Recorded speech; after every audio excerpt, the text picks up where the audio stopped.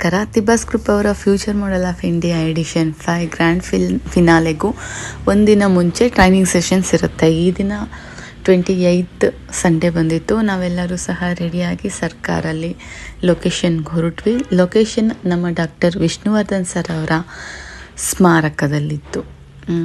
ನಮಗೆ ಇಲ್ಲಿಂದ ಸ್ವಲ್ಪ ದೂರ ಟ್ರಾವೆಲ್ ಇತ್ತು. ಸ್ವಲ್ಪ ದೂರ ಟ್ರಾವೆಲ್ ಆದಮೇಲೆ ನಾವು ಲೊಕೇಶನಿಗೆ ಎಂಟ್ರಿ ಆದ್ವಿ.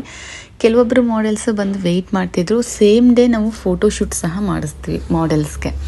ಹಾಗಾಗಿ ಫೋಟೋಗ್ರಾಫರ್ಸು ಮಾಡೆಲ್ಸು ಎಲ್ಲರೂ ಸಹ ಅಷ್ಟರೊಳಗಡೆ ರೀಚ್ ಆಗಿರ್ತಾರೆ. ಈ ಜಾಗ ಅನ್ನೋದು ಒಂದು ಸ್ವಲ್ಪ ಸ್ಪೆಷಲ್ ಮತ್ತು ಸ್ವಲ್ಪ ಎಮೋಷನಲಿ ಕನೆಕ್ಟ್ ಆಗಿದೆ ನಮ್ಮ. ಯಾಕೆ ಎಮೋಷನಲಿ ಕನೆಕ್ಷನ್ ಅಂತ ಅಂದರೆ ಶರ್ವಿನ್ ಅವ್ರಿಗೆ ಡಾಕ್ಟರ್ ವಿಷ್ಣುವರ್ಧನ್ ಸರ್ ಹೆಸರಲ್ಲಿ ಒಂದು ಅವಾರ್ಡ್ ಬಂದಿದೆ. ಹಾಗಾಗಿ ಇನ್ನು ಇಲ್ಲಿ ವಿಷ್ಣು ಸರ್ ಅವ್ರದ್ದು ಸ್ಮಾರಕ ಇದೆ, ಅವರ ವಿಗ್ರಹ ಇದೆ. ಅವರನ್ನು ಎಲ್ಲಿ ಒಂದು ಅಂತ್ಯಕ್ರಿಯೆ ನಡೀತು ಅಲ್ಲಿಂದ ಸ್ವಲ್ಪ ಭಸ್ಮ ಮಣ್ಣೆಲ್ಲ ತಂದು ಒಂದು ಕುಂಭದಲ್ಲಿ ಆ ಒಂದು ವಿಗ್ರಹದ ಕೆಳಗಡೆ ಇಟ್ಟಿದ್ದಾರೆ. ಇದು ಆಡಿಟೋರಿಯಂ ಇರೋ ಜಾಗ ನಾವಿವಾಗ ನೋಡ್ತಾ ಇರೋದು. ಈ ಆಡಿಟೋರಿಯಮಲ್ಲಿ ನೆಕ್ಸ್ಟ್ ಡೇ ನಮ್ಮದು ಫ್ಯಾಷನ್ ಶೋ ಇತ್ತು. ಬ್ಯೂಟಿ ಪೇಜೆಂಟ್ ಕಾಂಪಿಟೇಷನ್ ನಡೀತಾ ಇತ್ತು.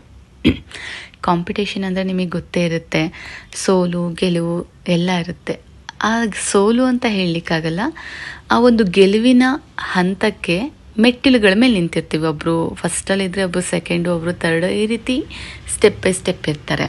ಬಂದ ತಕ್ಷಣವೇ ಟೈಮ್ ವೇಸ್ಟ್ ಮಾಡದೆ ಶರ್ವಿನ್ ಸರ್ ಟ್ರೈನಿಂಗ್ ಸೆಷನ್ಸ್ನ ಸ್ಟಾರ್ಟ್ ಮಾಡಿದರು. ಯಾವಾಗಲೂ ಪ್ರತಿ ಸಲನೂ ಫಸ್ಟ್ ಟೈಮ್ ಅವರು, ಏಕೆಂದರೆ ಇಲ್ಲಿ ಫ್ರೆಶ್ ಮಾಡೆಲ್ಸ್ ಜಾಸ್ತಿ ಜನ ಇರ್ತಾರೆ. ಆಲ್ರೆಡಿ ಪಾರ್ಟಿಸಿಪೇಟ್ ಮಾಡಿರೋರು ಸ್ವಲ್ಪ ಜನ ಇರ್ತಾರೆ. ಹಾಗಾಗಿ ಬೇಸಿಕ್ಕಿಂದ ನಾವು ಅವರಿಗೆ ಹೇಳ್ಕೊಡ್ತೀವಿ. ಟ್ರೈನಿಂಗ್ ಸೆಷನಲ್ಲಿ ಏನು ಕಲಿಬಹುದು? ಒನ್ ಡೇ ಟ್ರೈನಿಂಗ್ ಸೆಷನಲ್ಲಿ ನಾವು ಇಷ್ಟೆಲ್ಲ ಕಲಿಸ್ತೀವಿ ಅಂದರೆ stage appearance, poses, look, eye contact, body posture, ನಾಳೆ ಶೋನಲ್ಲಿ ಏನೆಲ್ಲ ಸೀಕ್ವೆನ್ಸ್ಗಳಿರುತ್ತೆ, ಎಷ್ಟು ರೌಂಡ್ಸ್ಗಳಿರುತ್ತೆ, ಯಾವ ರೀತಿ ಕಾಸ್ಟ್ಯೂಮಲ್ಲಿ ಹೇಗೆ ವಾಕ್ ಮಾಡಬೇಕು, ಟರ್ನ್ಗಳು, ಇದೆಲ್ಲ ಸಹ ಟ್ರೈನ್ ಮಾಡ್ತೀವಿ. ಒಂದು ಸ್ಟ್ಯಾಂಡರ್ಡ್ ಮಾಡೆಲಿಂಗ್ ಅಥವಾ ರ್ಯಾಂಪ್ ವಾಕ್ ಅನ್ನೋದು ಹೇಗಿರುತ್ತೆ ಅದನ್ನು ಕಲಿಬೇಕು. ಈಗ ಹಲವಾರು ಕಡೆ ತಪ್ಪಾಗಿ ಕಲಿಸ್ತಾ ಇದ್ದಾರೆ. ಅಲ್ಲದೆ ಈ ಮೇಕ್ ಓವರ್ ಆರ್ಟಿಸ್ಟ್ಗಳು ಎಲ್ಲ ಆದಮೇಲೆ ಏನಾಗಿದೆ, ಅವ್ರು ಮಾಡೆಲ್ಸ್ ವಾಕ್ ಮಾಡುವಾಗ ಅದು ರಾಂಗ್ ಆಗಿ ನಡೀತಾರೆ. ಅವರೇನೋ ಸುಮ್ಮನೆ ಮೇಕಪ್ ಮಾಡಿದವಾಗ ಅದನ್ನು ವಾಕ್ ಮಾಡಿಸಿರ್ತಾರೆ. ಸಮ್ ಪೀಪಲ್ಸ್ ಅದೇ ಸರಿ ಅಂತ ಅಂದ್ಕೊಂಡಿರ್ತಾರೆ. No, never.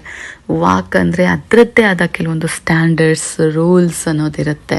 ಅದನ್ನಷ್ಟೇ ನಾವು ಅಫಿಷಿಯಲಾಗಿ ರ್ಯಾಂಪ್ ವಾಕ್ ಅಂತ ಕರಿತೀವಿ.